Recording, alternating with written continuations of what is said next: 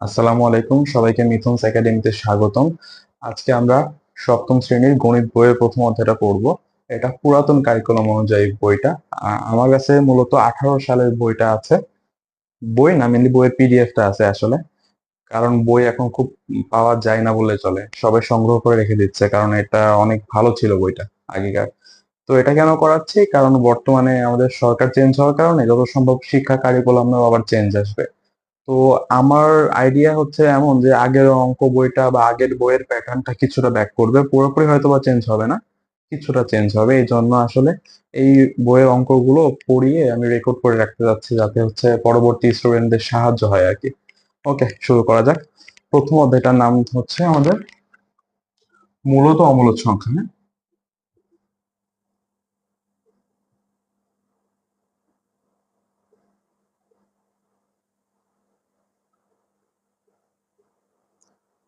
মূলত ও অমূলত সংখ্যা। আচ্ছা, মূলত এবং অমূলত সংখ্যা বলতে কি বোঝায়? সাধারণ ভাষায় বলি, আমাদের ক্লাস 7 এর জন্য যতটুকু দরকার ততটুকু আসলে।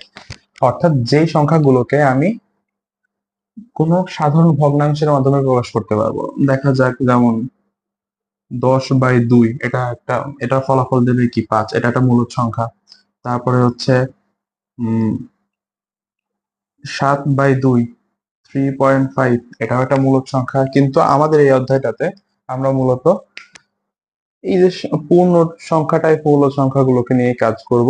এবং আর অমূলদ সংখ্যা বলতে কাদেরকে বোঝানো হচ্ছে? ধরেন সাপোজ পাই। পাই একটা অম্লজ সংখ্যা। অম্লজ সংখ্যা মানে কি? পায়ের মানটা 3.1415 ডট ডট এরকম চলতে থাকে। অর্থাৎ দশমিকের পরে এটা অসীম সংখ্যক চলতে থাকে, এবং একটার পরে একটা সংখ্যার মধ্যে কোনো রকম প্যাটার্ন নেই, মানে নিজেদের মধ্যে কোনো রকম মিল রাখে না। আবার আরেকটা আছে এক্সপোনেনশিয়াল, সেটার মানটা 2 পয়েন্ট সামথিং, এগুলো এরকম চলতে থাকে। তো এগুলোকে বলা হয় অমূলদ সংখ্যা। আর মূলদ সংখ্যার আরেকটা শর্ত হচ্ছে কি, মূলদ সংখ্যাতে যে আমরা ভগ্নাংশ এভাবে ভগ্নাংশ আকারে লেখা যায়, এবং এই ভগ্নাংশ আকারে লিখলে এই ভগ্নাংশের এই দুটো সংখ্যার মধ্যে, অর্থাৎ এই 7 আর 2, এই দুটো সংখ্যার মধ্যে এরা হলো সহমৌলিক হয়। সহমৌলিক মানে কি? অর্থাৎ এদের মধ্যে এক বাদে অন্য কোনো গুণনীয়ক নাই। তাহলে 2 এর গুণনীয়ক কত? 1 আর 2, তাই না? আর 7 এর গুণনীয়ক কত? 1 আর 7। তাহলে এদের মধ্যে কমন গুণনীয়ক শুধুমাত্র 1। তো এটাকে বলা হয় সহমৌলিক সংখ্যা। অর্থাৎ মূলদ সংখ্যাগুলোর যে ভগ্নাংশ আকার লিখলেও লবে এবং হরে যে সংখ্যাগুলো থাকবে, এরা পরস্পর সহমৌলিক হবে। এরা পরস্পর সহমৌলিক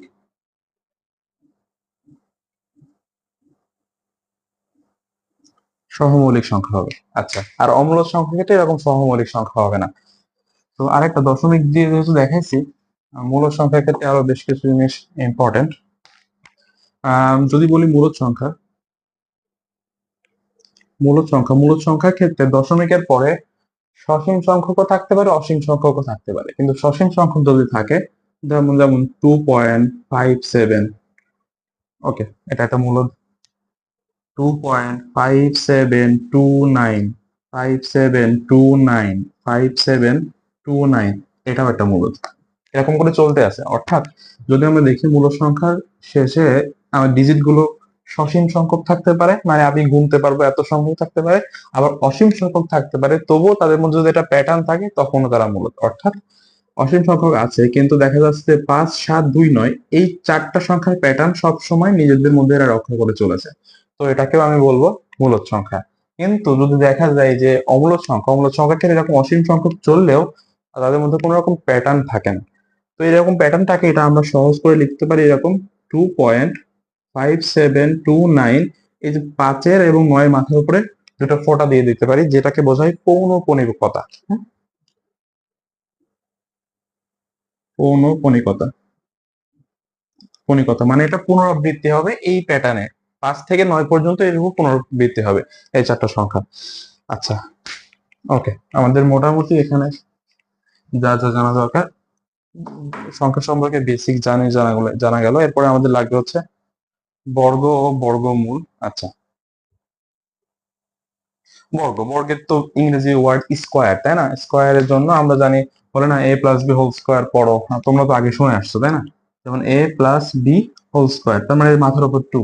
তাহলে তোমরা যদি বলো আমি a স্কোয়ার, তাহলে তার উপর 2। এটা কি বলে সূচক করতে যে আমরা জানছি, এটা মানে রিপ্রেজেন্ট করে যে এ গুণন এ, অর্থাৎ দুইটা এর গুণফল। আচ্ছা, ধরো তুমি একটা বর্গ আঁকাইলা, এরকম একটা বর্গ আঁকাইলা, যেই বর্গের একটা বাহুর দৈর্ঘ্য হলো এ, আর একটা বাহুর দৈর্ঘ্য তো তাহলে এ হবে, তাহলে এর ক্ষেত্রফল কত হবে? বাহু গুণন বাহু, বাহু গুণন বাহু, অর্থাৎ এ গুণন এ। তাহলে দেখা যাচ্ছে এ গুণন এ গুণ করলে আবার পাই আমরা এ স্কোয়ার। এই জন্য এটার নাম আসছে যে এটা একটা বর্গ। আর অর্থাৎ এই বর্গে আমাদের এক একটা বাহুর দৈর্ঘ্য এ, এবং যার ক্ষেত্রফল আসছে এ স্কোয়ার।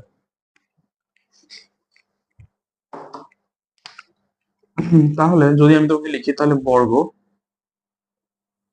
বর্গ মানে কি? কোন একটা সংখ্যাকে যদি সেই সংখ্যা দ্বারা গুণ করি তাহলে যেটা পাই সেটা হলো বর্গ আসলে। তাহলে 5 এর বর্গ যদি বলি, তাহলে হবে 5 গুণন 5, তাই না? তাহলে হবে 5 স্কোয়ার, 5 5 25 উত্তর। তাহলে যদি তাহলে এই 5 এর বর্গ, এটা একটা 25 একটা বর্গ সংখ্যা, যার মূলে কে আছে? 5 আছে, তাই 5 কে বলা হবে 25 এর বর্গমূল। তাহলে 5 হলো 25 এর বর্গ, বর্গমূল। আর 25 হলো 5 এর বর্গ। আর 25 হলো 5 এর বর্গ। আচ্ছা, এটা ক্লিয়ার, বর্গ এবং বর্গমূল আমাদের ক্লিয়ার। ওকে,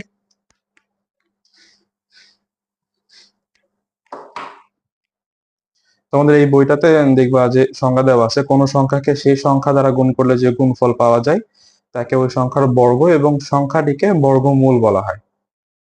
আচ্ছা, পরবর্তী অধ্যায়ে যদি আমরা যাই, আচ্ছা এক মিনিট,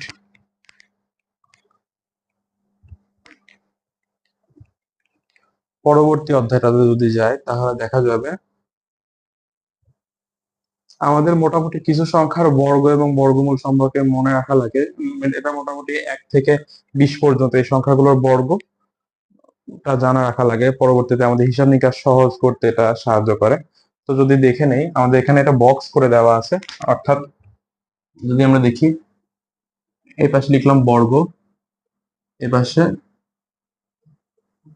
না, এটা হলো মূল সংখ্যা, সংখ্যা, আর এটা হলো বর্গ সংখ্যা। ওকে, একের বর্গ মানে কত? 1 গুণন 1 মানে 1 স্কোয়ার, মানে উত্তর আসে 1। যদি 2 লিখি, 2 এর বর্গ কত? 2 গুণন 2, তার মানে এটা হয় 2 স্কোয়ার, যা হয় 4। 3 এর বর্গ, 3 গুণন 3, 3 স্কোয়ার মানে 9। 4 এর বর্গ আসে 4 গুণন 4, এটা লিখে নিবা তোমরা 16। তো 5 এর বর্গ কত হবে? 5 গুণন 5 সমান সমান 25। তো এরকম করতে করতে করতে করতে আমরা 20 পর্যন্ত শিখবো। 20 এর বর্গ আসে 20 গুণন 20, সংখ্যা দুটোকে গুণ করে দাও, 20 2 2 4, দুটা শূন্য বাড়ায় দাও, 400, এভাবে। হ্যাঁ, তো মোটামুটি এরকম এই সংখ্যাগুলো আমাদের যে বই যে ছকটা দেওয়া আছে ওই ছকটা থেকে মুখস্থ করে রাখবা। এবং এখানে বেশ কিছু জিনিস আমরা দেখবো, এটার জন্য আবার পরিষ্কার করে লেখা লাগবে। 0 থেকে 9 পর্যন্ত ওই 10টা অঙ্ক আগে লিখে নিই। হ্যাঁ, 0 1 2 3 4 5 6 7 8 9।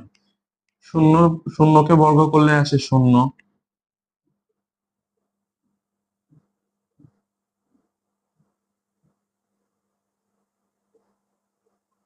বর্গ। 1 কে বর্গ করলে আসে কত? 1 2 কে বর্গ করলে আসে 4, 3 কে বর্গ করলে আসে 9, 4 কে বর্গ করলে আসে 16, 5 কে বর্গ করলে আসে 25, 6 কে বর্গ করলে আসে 36, 7 কে বর্গ করলে আসে 49, 8 কে আসে 64, 9 কে বর্গ করলে আসে 81। আচ্ছা, এখানে যেটা করলাম, আমি যদি এই এই অঙ্কগুলোকে, এই 10টা অঙ্ককে আমি যদি বর্গ করি তাহলে দেখতে পাচ্ছি যে তাদের একক স্থানীয় অঙ্কে হয় থাকবে কত কত, 0 থাকে, 1 থাকে, 2 কি আছে একক স্থানে? কোথাও 2 নেই।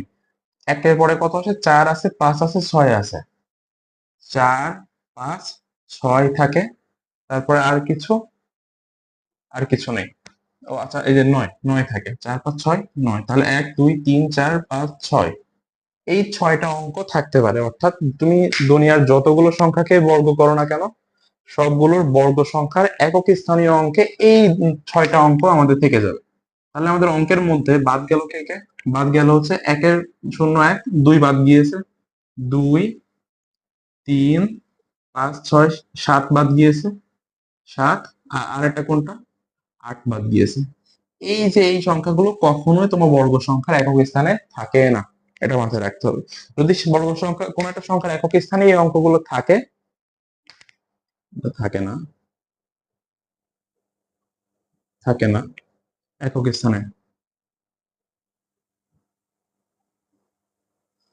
থাকে, ওকে, থাকে না। যদি কখনো দেখো যে এরকম সংখ্যাগুলো আছে, তাহলে সেই ক্ষেত্রে তোমার মনে রাখতে হবে যে এই সংখ্যাটা ওখান থেকে বিয়োগ করে বা যোগ করে নিয়ে আমার এরকম একক স্থানীয় সংখ্যা আনতে হবে, তবে আমার ওই সংখ্যাটা পূর্ণবর্গ সংখ্যা হবে, না হলে সংখ্যাটা পূর্ণবর্গ হবে না। তো এটা আমাদের এমসিকিউ তে আসতে পারে যে একক এই সংখ্যাগুলোর মধ্যে কোনটা পূর্ণবর্গ বা কোনটা পূর্ণবর্গ না। তো আমরা একক স্থানের অঙ্কগুলো দেখে আমরা যাচাই করতে পারি। হ্যাঁ, তো এটা দিয়ে আমরা, এটা 3 পৃষ্ঠার একটা কাজ আছে, ওটা দেখে নিব। এটা 3 বা 4 পৃষ্ঠাতে, দাঁড়াও, আচ্ছা না সরি, দ্বিতীয় পৃষ্ঠাতে একটা কাজ আছে। এই কাজে প্রথম 1 নম্বরটাতে বলা হচ্ছে, 1 নম্বর কাজে বলা হচ্ছে কোন সংখ্যার একক স্থানীয় অঙ্ক 0 1 4 5 6 9 হইলে কি সংখ্যাটি বর্গ সংখ্যা হবে? আমরা দেখি, 1 4 5 6, হ্যাঁ বর্গ সংখ্যা হবে, হ্যাঁ উত্তর হবে এখানে হ্যাঁ। 2 নম্বরটা কি বলে? 2 নম্বরটাতে বেশ কয়েকটা ইয়ে দিয়ে দিয়েছে যে এইগুলো পূর্ণবর্গ সংখ্যা কি না। 2 নম্বরের প্রথম অঙ্কটা হচ্ছে 2 0 6 2, একক স্থানে কত আছে? 2, তাহলে এটা হবে না। তারপরে 1 0 5 7, একক স্থানে কত আছে? 7, তাহলে ওই 4টা সংখ্যার মধ্যে পড়ে যাচ্ছে, তাহলে এটাও পূর্ণবর্গ হবে না। তারপরে 2 3 4 5 3, একক স্থানে 3 আছে, এটাও পূর্ণবর্গ হবে না। তারপরে 3 3 3 3 3, একক স্থানে 3, এটাও পূর্ণবর্গ হবে না। আর আরেকটা লাস্টে দেওয়া আছে 1 0 6 8, এখানে 8 আছে, এটাও কিন্তু ওই 4টা সংখ্যার মধ্যে পড়ে গেছে, তো এটাও পূর্ণবর্গ হবে না। তাহলে দেখো এখানে 2 3 7 8, 2 3 7 8, এই যে অঙ্ক 4টা যেখানে থাকবে একক স্থানে, সেগুলো পূর্ণবর্গ হবে না। তাই আমাদের কাজের 2 নম্বর অঙ্কটাও কিন্তু এখানে একটাও পূর্ণবর্গ সংখ্যা নেই আসলে। তারপরে কি বলে 3 নম্বরটা? 5টি সংখ্যা লেখো যার একক স্থানের অঙ্ক দেখেই তার পূর্ণবর্গ সংখ্যা নয় বলে সিদ্ধান্ত নেওয়া যাবে। তো তোমরা এটা পারবা বাসায়, এটা লাগবে না করানো। আচ্ছা, 3 নম্বর পেজে আমরা বেশ কিছু জিনিস টিপস এন্ড ট্রিক্স শিখবো টুকটাক।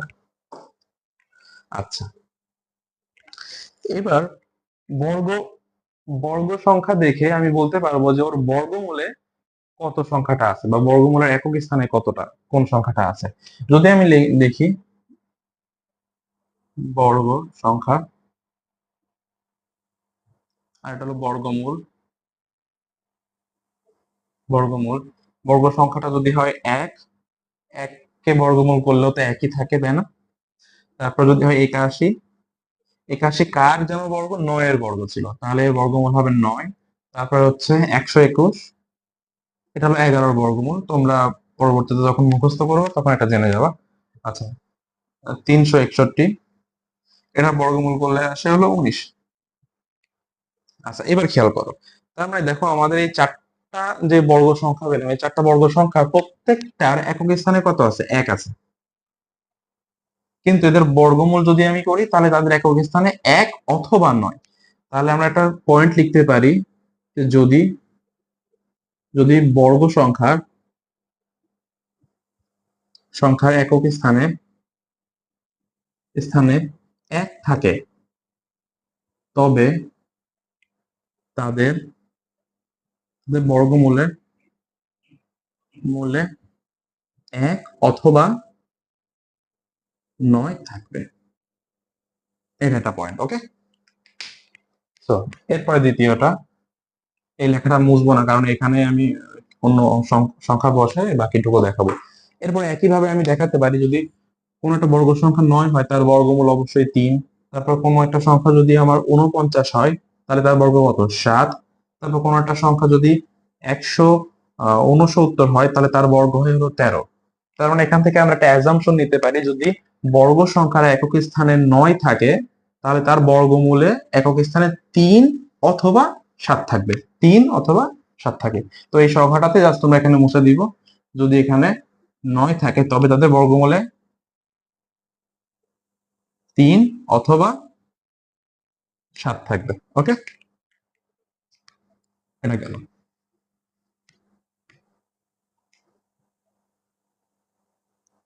আচ্ছা, দ্বিতীয়ত কি বলে, কোন সংখ্যার একক স্থানীয়, আচ্ছা ওকে ওকে ঠিক আছে। দেখো, যদি একটা সংখ্যা বর্গ সংখ্যা যদি 16 হয় তাহলে তার বর্গমূল অবশ্যই 4, কারণ 4 4 আর 16। তারপর যদি কোনো বর্গ সংখ্যা 36 হয় তার বর্গমূল হবে অবশ্যই 6, 6 ছক 36। তারপরে আবার 196 হলে সেটা কত, 14। আবার যদি হয় এখানে 256 হলে সেটা আসে 16। আচ্ছা, এবার খেয়াল করো, যদি বর্গ সংখ্যার একক স্থানে 6 থাকে সবগুলোতে তাহলে তাদের বর্গমূল একক স্থানে হয় 4 থাকবে অথবা 6 থাকবে। ঠিক আছে, একক স্থানে যদি 6 থাকে তবে তার বর্গমূলে থাকবে হয় 4 অথবা 6। ওকে, আমাদের এই কয়েকটা পয়েন্ট আমরা ক্লিয়ার হয়ে গেলাম। ওকে, ডান।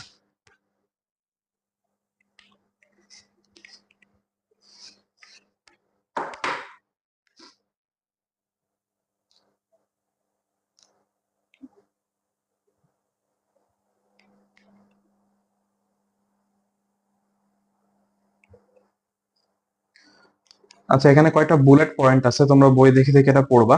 যে সংখ্যার সর্বডানের অঙ্ক অর্থাৎ একক স্থানে অঙ্ক 2 3 7 অথবা 8 তা পূর্ণবর্গ নয়, এটা আমরা পয়েন্টে দেখে এসেছি। তারপর যে সংখ্যার শেষে বিজোড় সংখ্যক শূন্য থাকে তা পূর্ণবর্গ নয়, এটা দেখানো উচিত। আচ্ছা, চলো তোমাদের দেখাই, প্রমাণ করা দরকার এটা কি বোঝাচ্ছে। অর্থাৎ যে সংখ্যার শেষে বিজোড় সংখ্যক শূন্য থাকে, যে সংখ্যার শেষে বিজোড় সংখ্যক শূন্য থাকে থাকে তা পূর্ণবর্গ নয়। ওকে, আচ্ছা, এটা কি বোঝায়, যেমন ধরো 10, 10কে বর্গ করা মানে কি 10 গুণন 10, দেখো 10 স্কোয়ার, এটা দেয় কত, এক, এক গুণ করলে হয় এক, দুটা শূন্য হয়ে যায়। ওকে, দেখো তো এবার, এবার 100কে বর্গ করো, 100 স্কোয়ার যদি করি তাহলে হবে 100 গুণন 100, তাহলে এক একে এক আর চারটা শূন্য, 1 2 3 4। আচ্ছা, তাহলে বলো তো 100 এবং 10,000 তো পূর্ণবর্গ সংখ্যা হচ্ছে, তাহলে 1000 কি পূর্ণবর্গ হবে? হবে না। কেন? কারণ এর এর তলাতে বা এর শেষের দিকে তিনটা মানে শূন্য আছে, অর্থাৎ বিজোড় সংখ্যক শূন্য আছে। কিন্তু দেখো এগুলোতে মোট কয়টা, এখানে 4টা, এখানে 2টি। তাহলে যদি তোমাকে আমি এভাবে বলি যে 2400 পূর্ণবর্গ, হ্যাঁ, দুইটা শূন্য আছে।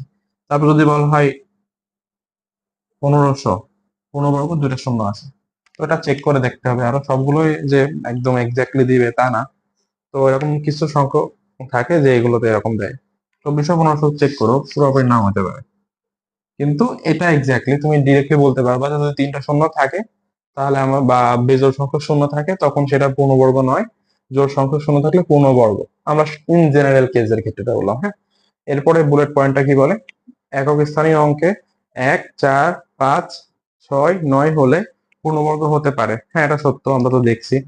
আবার সংখ্যার ডান দিকে জোড় সংখ্যক শূন্য থাকলে, হ্যাঁ হ্যাঁ এটাও জানি। ওকে, তো 3 নম্বর পৃষ্ঠায় কিছু কাজ দিয়েছে, এটা যা করলাম এর এর উপরে বেস করে হয়ে যাবে। ওকে, আচ্ছা, এবার আমাদের কাছে যদি মানে বর্গমূল নির্ণয়, যদি আমাদের কাছে বর্গ সংখ্যা দিয়ে দেয় তাহলে বর্গমূল কিভাবে নির্ণয় করবো। আরেকটা পয়েন্ট বলা হয়নি, সেটা হচ্ছে এই যে ধরো আমাদের এই 16, এই সংখ্যাটার বর্গমূল যদি করি তাহলে, অর্থাৎ ভাঙি, তাহলে আসে 4, তাই না? তারপর ধরো 49, এটার বর্গমূল করলে আসে 7। অর্থাৎ যে ফলাফলটা পাই, বর্গমূলটা পাই, সেই বর্গমূল সব সময়, অর্থাৎ বর্গমূল সব সময় সময় স্বাভাবিক সংখ্যা সংখ্যা হবে, সব সময় স্বাভাবিক সংখ্যা হবে, এটা মাথায় রাখবা। আচ্ছা, প্রথমে আমরা বর্গমূলের চিহ্ন বা বর্গমূল নির্ণয়।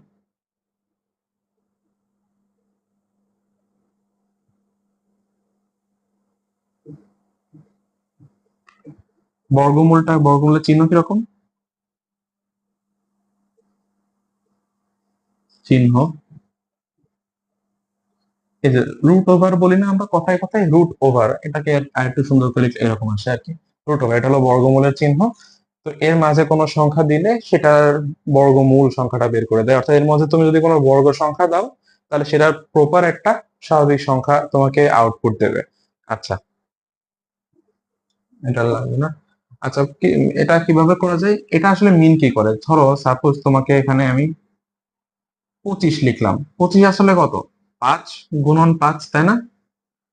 25 কে রুট করো, এটাকে রুট করো, এরকম রুট দিয়ে দাও, অর্থাৎ বর্গমূল নির্ণয় করতেছি এই বর্গ সংখ্যাটা। তাহলে তাহলে এটাকে কি লেখা যায়? 5-এর স্কোয়ার লেখা যায় না? তাহলে দেখো তো, এই 5-এর স্কোয়ার, এই বর্গমূলটা যখন বর্গমূল মানে বর্গমূল চিহ্নটা যখন উপরে উঠে যায়, সেটা আসলে রিপ্রেজেন্ট করে হাফ কে। ঠিক আছে, হাফ, হাফ কে রিপ্রেজেন্ট করে। তাহলে আমরা জানি সূচক সূচক গুণ হয়ে যায়, সূচকের উপর সূচক থাকলে সূচক সূচক গুণ হয়ে যায়, তাহলে সেটা কি হবে? তাহলে 5 গুণন 2 গুণন হাফ, এটা কাটা চলে যায়, তাহলে উত্তর থাকে কত? 5 টু দি পাওয়ার 1, তার মানে এক কথায় 5। তাহলে 25-এর বর্গমূল যে 5, এটা আসে এইভাবে, অর্থাৎ রুট চিহ্নটা আমার রিপ্রেজেন্ট করে হলো 1/2 কে, তবে এটা ওই সংখ্যাটার মাথার উপরে যাবে, সূচক আকারে চলে যাবে। ঠিক আছে, তো এভাবে আসে। তো আমাদের প্রথম স্টেপে তোমাদের মৌলিক গুণনীয়কের সাহায্যে, হ্যাঁ, মৌলিক গুণনীয়কের সাহায্যে বর্গমূল নির্ণয় করে। আচ্ছা দেখো, এটা মৌলিক গুণনীয়কের সাহায্যে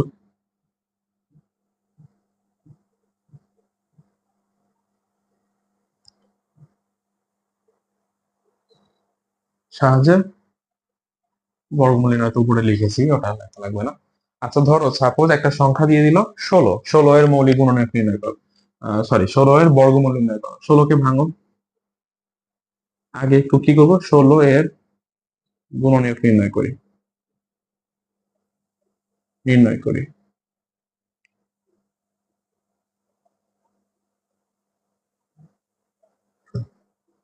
ওকে, ধরো 16 সবচেয়ে ছোট মৌলিক সংখ্যা দিয়ে ভাঙো 2, তাহলে কত হয়? 8, তারপরে আবার 2 দিয়ে ভাঙো 4, আবার 2 দিয়ে ভাঙো 2, শেষ। তাহলে হতে 16 এর গুণনীয়ক লিখে ফেলি, 2 গুণন 2 গুণন 2 গুণন 2। আচ্ছা, যে গুণনীয়ক চারটা পেলাম, এই গুণনীয়ক চারটাকে দুটা দুটা জোড়া আকারে লিখে ফেলি, হ্যাঁ। অর্থাৎ এখানে একটা ব্র্যাকেট দিয়ে দাও, এখানে একটা ব্র্যাকেট দিয়ে দাও। ওকে, ব্র্যাকেট যে দিলা, এই দুটা জোড়া থেকে প্রত্যেকটা জোড়া থেকে একটা করে করে সংখ্যা নিয়ে নাও। অতএব বর্গমূল নির্ণয় করতে গেলে এই জোড়া থেকে একটা আসবে 2, এই জোড়া থেকে একটা আসবে 2, তাদেরকে গুণ করে দাও, কত আসে উত্তর? 4। তাহলে 16 এর বর্গমূল 4, এভাবে।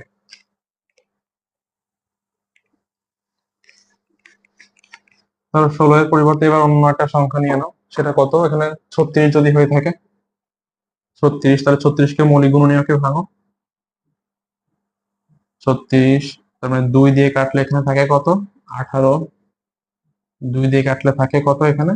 9, 3, 3। ওকে, তাহলে অতএব 36 এর গুণনীয়ক, মানে মৌলিক গুণনীয়ক আসলে, সরি,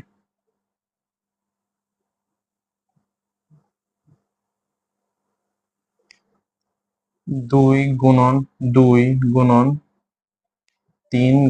3, তাই না? এই যে সেম সেম সংখ্যা যেগুলো আছে না, এদের জোড়া তৈরি করে ফেলো। তাহলে অতএব বর্গমূল কত হবে? এই জোড়া থেকে একটা, তাহলে 2 গুণন এই জোড়া থেকে একটা, 3, 6। তাহলে দেখো, 36 এর বর্গমূল 6, 6 কে বর্গ করো, আবার 36 হবে, 6 6 36। ঠিক আছে, পারা যাবে তো, আশা করা যায়। তো এখানে বেশ কিছু বুলেট পয়েন্ট দিয়েছে, এইগুলোর এই কাজ যেটা করলো ওরা এটার ধারাবাহিকতা ব্যাখ্যা করেছে। তো আমরা একটা বড় অঙ্ক দেখি, এক্সাম্পল 1 দেখা শুরু করি। হ্যাঁ,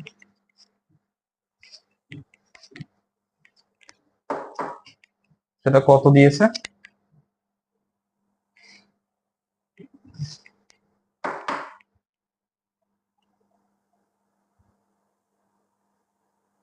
এক্সাম্পল 1 এ বলেছে আমাদের 3136 এর বর্গমূল। ওকে, 3136 এর বর্গ বর্গমূল। ওকে, প্রথমে কি করবো? এটা মৌলিক গুণনীয়ক নির্ণয় করবো। একবারে করি, 3 1 3 6, যেহেতু জোড় সংখ্যা আছে তো 2 দিয়ে ভাঙা যাবে। 2 দিয়ে ভাঙলে দেখো তো, 3000 কে অর্ধেক করলে হয় 1500, তাহলে 1500 প্লাস এই 136 কে অর্ধেক করলে কত হয়? 130 কে অর্ধেক করলে আসে 65। তাহলে 1500 যোগ 65, মানে 65, আচ্ছা ঠিক আছে ওইটা হয়, প্লাস 36 68, তাহলে হয় কত? 1568। 68 এটাকে অর্ধেক করো, 1500 কে অর্ধেক করলে হয় হলো 750। 750 আর 68 কে অর্ধেক করলে হয় হলো 34। 750 প্লাস 34 হয়ে যায় হলো 784 মনে হয়, এরকমই আসা হচ্ছে। হ্যাঁ রাইট, 784। 784 এটাকে অর্ধেক করলে কত আসে? 392। এটাকে 2 দিয়ে ভাগ করলে আবার কত আসে? 196। এটাকে 2 দিয়ে ভাগ করলে আবার আসে 98। এটাকে 2 দিয়ে ভাগ করলে আসে 49।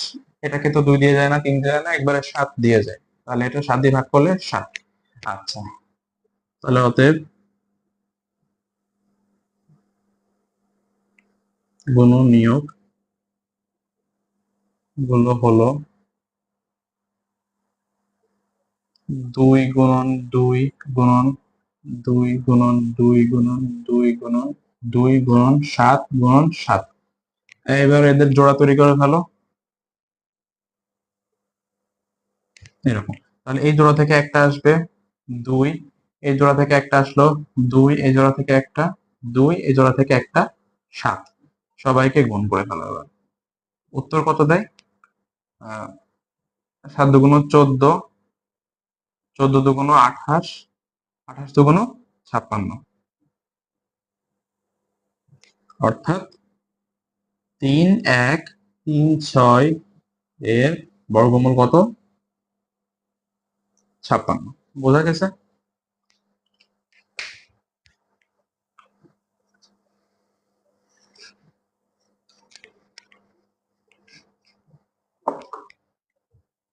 আচ্ছা, এবার তোমাদের যে কাজে যে অঙ্কটা দিছে এটা তোমরা নিজেরা করবা। আচ্ছা, ভাগের সাহায্যে বর্গমূল নির্ণয়।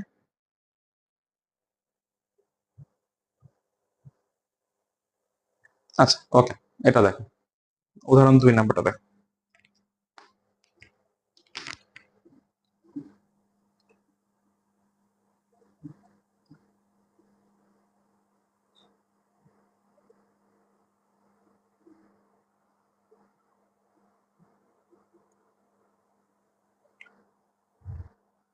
এক্সাম্পল 2, এক্সাম্পল 2 তে কত বলা আছে সংখ্যাটা? আচ্ছা, 2304। ওকে, আগে সংখ্যাটা লিখে ফেলো, 2304। এই সংখ্যাটা থেকে বাম সাইড থেকে সংখ্যা জোড়া তৈরি করা শুরু করো, ঠিক আছে? তাহলে এরকম একটা দাগ দাও, দুইটা দুইটা। ওকে, এবং ডান সাইডে একটা দাগ দাও। এবার খেয়াল করো, সর্ব বামে যে জোড়াটা আছে, যদি জোড়া থাকে তাহলে তো আলহামদুলিল্লাহ, জোড়া না থাকলেও সমস্যা নাই। অর্থাৎ সর্ব বামে যে জোড়াটা থাকে অথবা যে সংখ্যাটা থাকে, সেই সংখ্যাটা ঠিক পূর্বের বর্গ সংখ্যাটা তোমাকে নির্ধারণ করতে হবে। দেখো তো বর্গ সংখ্যা কত কত হয়? 1 4 9 16, তাই না? তারপর হয়ে যায় কত? 36, তারপর 25, তারপর 36 চলে আসে। তো 23-এর আগে 16 আছে। তো 16 কার বর্গ? 4-এর বর্গ। সেই 4টাকে এখানে লেখো, আর এখানে সেই 16টা লেখো। 23 থেকে 16 বাদ দাও, তুমি 4 7 আসে, তাই না? 7 নামাও, এই 4টাকে দ্বিগুণ করে ফেলো। এখানকার যে 4 বেলা, সেই 4টাকে দ্বিগুণ করে এখানে লেখো। লিখেছো 8, 4 দুগুণ 8। এবার এই দুটো বিয়োগফল তো 7। এবার এই এক জোড়া বাকি আছে না, 0 এবং 4, এই 0 এবং 4কে নামিয়ে ফেলো। এখন যে কাজটা হবে সেটা হচ্ছে এই 8-এর পাশে এমন একটা সংখ্যা দিব এবং সেই সংখ্যাটা দ্বারা টোটাল সংখ্যাটাকে গুণ করবো। সাপোজ আমি উদাহরণস্বরূপ যদি দেই, 8-এর পাশে যদি আমি লিখি 8-এর সাথে 2 লিখি, তাহলে কত বসাইলাম 2, তাহলে এই 2 দ্বারা 82 কে গুণ করতে হবে। তাহলে 2 গুণ করো, তাহলে হয় 4, 8 দুগুণে 16, এরকম আসে, রাইট?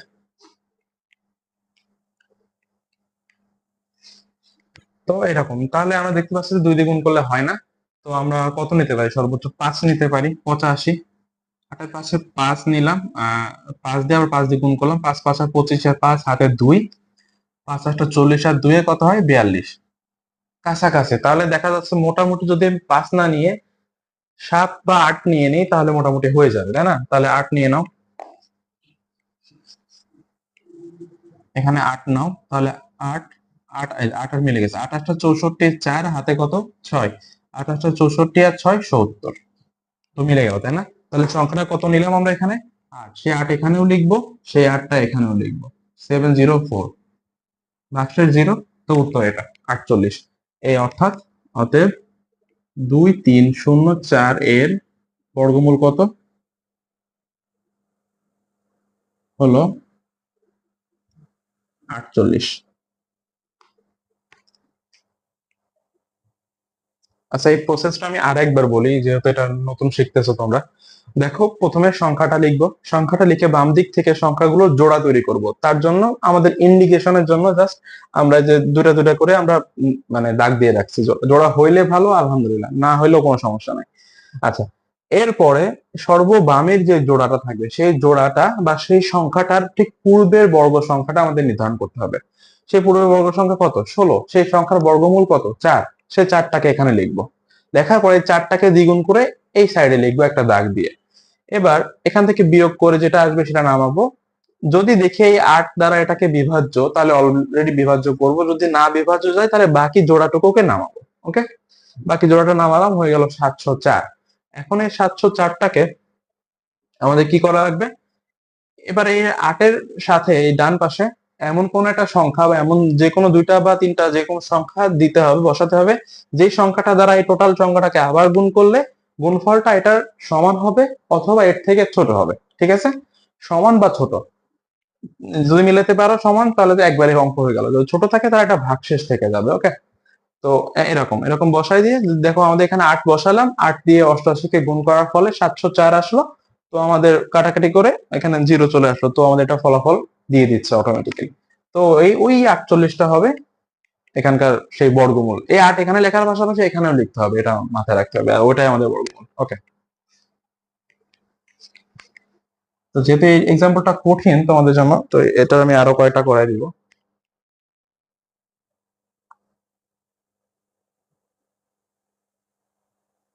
আচ্ছা, এবার তোমরা এক্সাম্পল 2 নাম্বারটা দেখো, সরি 3 নাম্বারটা দেখো। এক্সাম্পল 3 কত সংখ্যা বলা আছে? 3 1 6 8 4। এবার কি করতে হবে? বাম দিক থেকে জোড়া তৈরি করতে হবে। তার মানে এই দুইটা একটা জোড়া, এই দুইটা একটা জোড়া, এটা কোনো জোড়া না। বললাম না, নাও থাকতে পারে, কোনো সমস্যা নাই। আচ্ছা, তাহলে দেখো সর্ববামের যে সংখ্যাটা বা সর্ববামের যে জোড়াটা, সেটা ধরো এটা সংখ্যা যদি জোড়া নাই তাহলে সংখ্যাটা এটার পূর্বের পূর্ণবর্গ সংখ্যা কত? 1। কারণ এর পরেরটা হলো 4, তো পূর্বেরটা 1। তাহলে সেই 1-কে এখানে লেখো, এর বর্গমূল তো 1 হয়, 1-কে এখানে লেখো। বিয়োগফল কত? 2। 1-কে দ্বিগুণ করে লিখলে এখানে কত আসে? 2 আসে। 2 দিয়ে ভাগ করলে পুরোপুরি ভাগ চলে যায়, তো আমরা ওটা না নিয়ে এখানকার একটা জোড়া নামায় ফেলো। ওকে, নামায় ফেলো। এবার এখানে এমন কোন সংখ্যা আনো যেটা দ্বারা ওই সংখ্যাটাকে গুণ করে এর কাছাকাছি আমরা নিতে পারবো। ওকে, ধরো 2 এর সাথে 25 গুণ 5, 5 যদি বসাই, 5 5 25-এ 125, তাহলে দরকার নাই। তাহলে যদি এখানে আমি 6 বা 7 বসাই, 6 দিলেও কম হবে, তাহলে 7 বসাই। এখানে যদি 7 বসাই আর এখানে যদি 7 দ্বারা গুণ করি, তাহলে 7 7টা 49 এর 9 হাতে 4, 7 দুগুণে 14 আর 4 18। এখন মোটামুটি আমার অনেক কাছাকাছি, 90, হ্যাঁ কাছাকাছি চলে গেছে, 27 ডিফারেন্স থাকে না, তো এটা নিয়ে নিই। এখানে 7 বসাও, এখানেও 7 বসাও, 7 দ্বারা ওটাকে গুণ করে কত পেলা? 1 8 9। এদের বিয়োগফল কত হয়? এদের বিয়োগফল হয় তোমার হচ্ছে আরো 27 আসছে মেবি, রাইট? তো আচ্ছা, আমরা তো আরেকটাও নিতে পারতাম।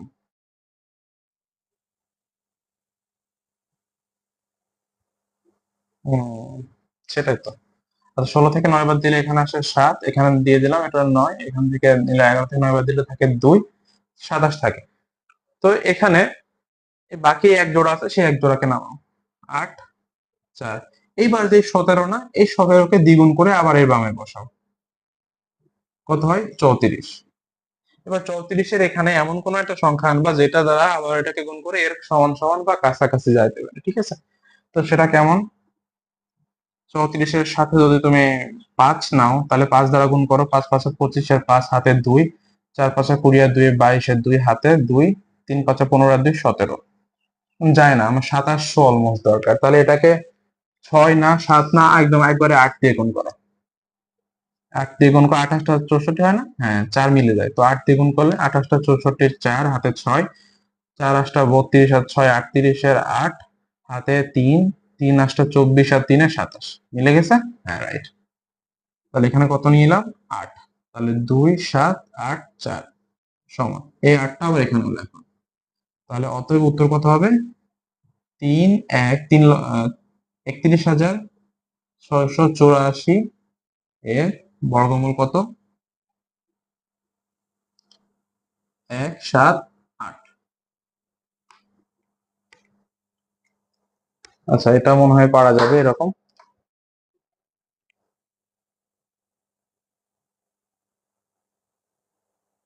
আচ্ছা, এখান থেকে একটা ট্রিক্স তোমাদের বইয়ে শেখানো আছে, সেটা আমি শিখে দিচ্ছি।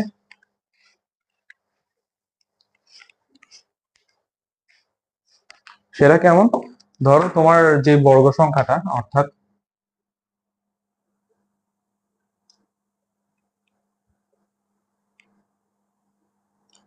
বর্গ সংখ্যা ধরো এখানে 81, 81 কে যদি বর্গমূল করি তাহলে কত আসে? 81 বর্গমূল 9 আসে, রাইট? দেখো, এটা আমি নির্ধারণ করতে পারবো যে কোন একটা সংখ্যার বর্গমূলে কতগুলো অঙ্ক থাকবে, এটা নির্ধারণ করা পসিবল কিভাবে?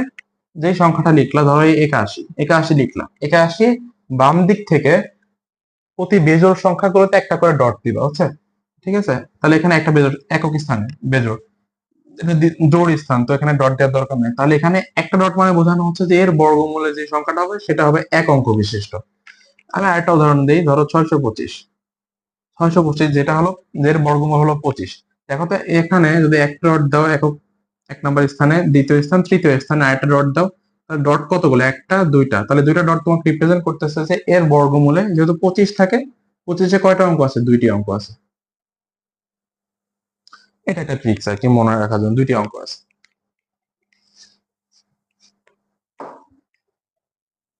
আচ্ছা, উদাহরণ 4 এবং 5 এটা ইম্পর্টেন্ট, এটা আমরা দেখি, হ্যাঁ।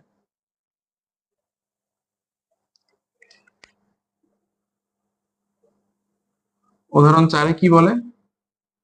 8 6 5 5 থেকে কোন ক্ষুদ্রতম সংখ্যা বিয়োগ করলে বিয়োগফল একটি পূর্ণ সংখ্যা হবে? থেকে থেকে কোন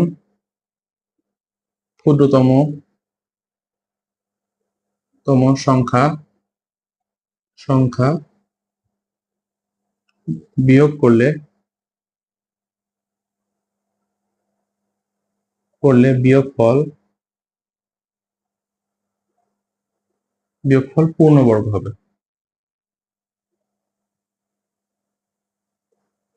হবে। তো এটা আমরা ট্রাই করতে থাকি, যে এই ভাগের নিয়মে শিখেছি। 8 6 5 5 জোড়া তৈরি করে ফেললাম, দাগ দিলাম। এটা হলো কত? 86-র সর্ব বামে কত বর্গ সংখ্যা আছে? 81, 9 নং 81, তাই না? তাহলে সেটা বর্গমূল 9 লিখে দিলাম, বর্গ সংখ্যা 81টা এখানে লিখে দিলাম। বিয়োগফল হয়ে থাকে কত? 5। 9 দ্বিগুণ করলে কত হয়? 18 লিখে ফেললাম, বাকি জোড়াটুকু নামিয়ে ফেললাম। দেখো তো, 18-র পাশে কত বসানোর পরে তাকে গুণ করলে আবার কাছাকাছি যাবে? মানে মোটামুটি 180 টাইপ কোনো কিছু, তাই না? 180 এই ঘরটাতে থাকবে। 18 দুগুণ হয় কত? 36, তাই না? তারপর 3 18 এরকম, তার মানে 3 দিয়ে গুণ করলে যদি হয় হইতে পারে, তাহলে 1 8 3 গুণ 3, ওর কাছাকাছি বড় সমান হতে হবে। 3 তিরিকে 9, হাতে কিছু থাকে না, 3 8টা 24, এর 4 হাতে 2, 3 একে 3 আর 2 5, এরকম কাছাকাছি চলে আসছে। তাহলে 3 এখানেও বসাও, 3 এখানেও বসাও, তাহলে কত থাকে? 5 4 9, বিয়োগফল কত থাকে এখানে? 6। তার মানে আমি বললাম না যে কখনো কখনো ভাগশেষ থাকবে, এই যে আমাদের এখানে একটা ভাগশেষ চলে আসলো। তাহলে যদি মূল সংখ্যা থেকে এই 6 সংখ্যাটা আমি বাদ দিতে পারি, তাহলে আমার এই সংখ্যাটা পূর্ণবর্গ হবে এবং তার বর্গমূল হবে 93। আচ্ছা, অতএব 1 6 5 5 থেকে 6 বাদ দিলে দিলে সংখ্যাটি পূর্ণবর্গ হবে এবং যার বর্গমূল 93 হবে। ওকে, অতএব সংখ্যাটি কত? 1 6 5 5 থেকে 6 বাদ দিয়ে দাও, তাহলে থাকে হলো কত?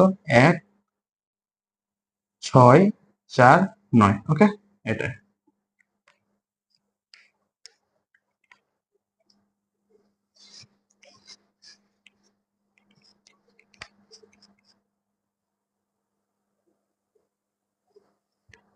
আচ্ছা, ওটা এক্সাম্পল 4 ছিল। হ্যাঁ, আমার 4 সংখ্যাটা লেখা হয়নি। আচ্ছা, এক্সাম্পল 5টাও ইম্পর্টেন্ট, এটাও দেখাই দিই।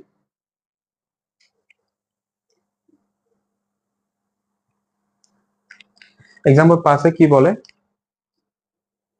6,51,201 এর সাথে ক্ষুদ্রতম সংখ্যা যোগ করলে, আচ্ছা, এর সাথে কোন ক্ষুদ্রতম সংখ্যা যোগ করলে যোগফল লেখা মনে হয় বাঁকা হচ্ছে, সরি, যোগফল পূর্ণবর্গ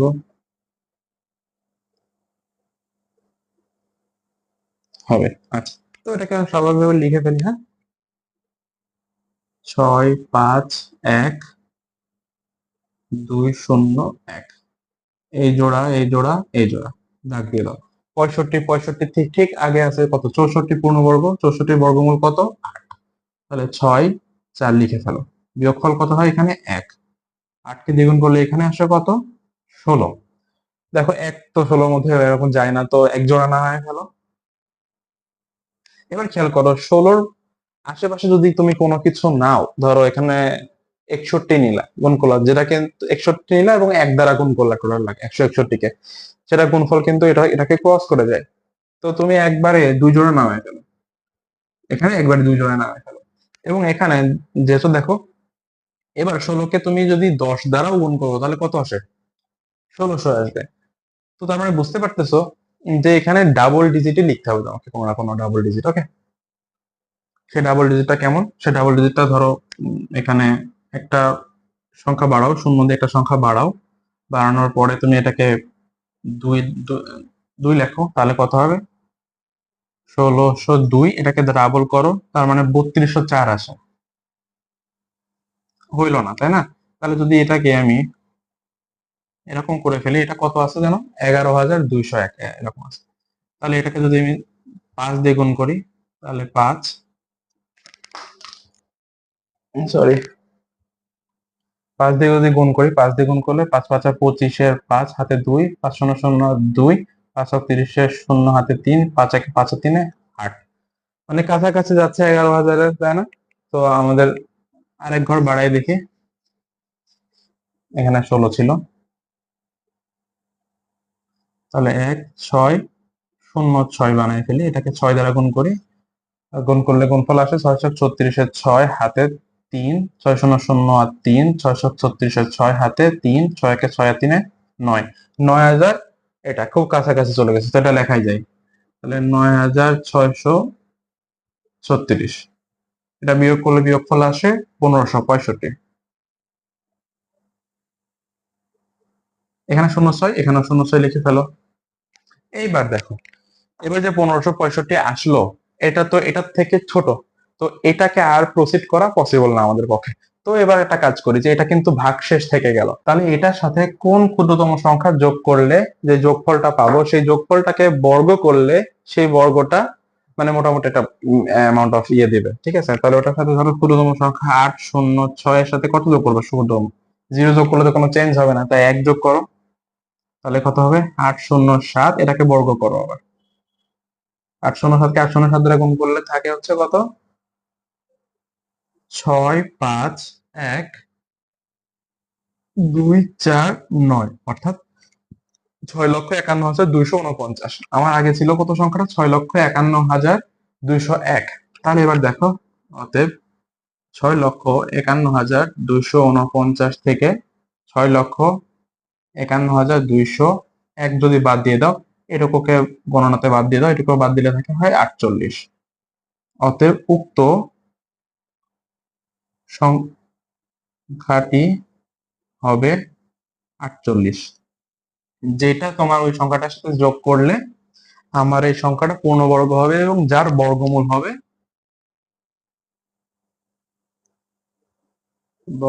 কত? 807। এটা মাথায় রাখবে। তো এই পর্যন্তই, আমরা অনুশীলনের অংশটুকু নেক্সট ভিডিওতে করবো ইনশাআল্লাহ। তো থ্যাংক ইউ অল।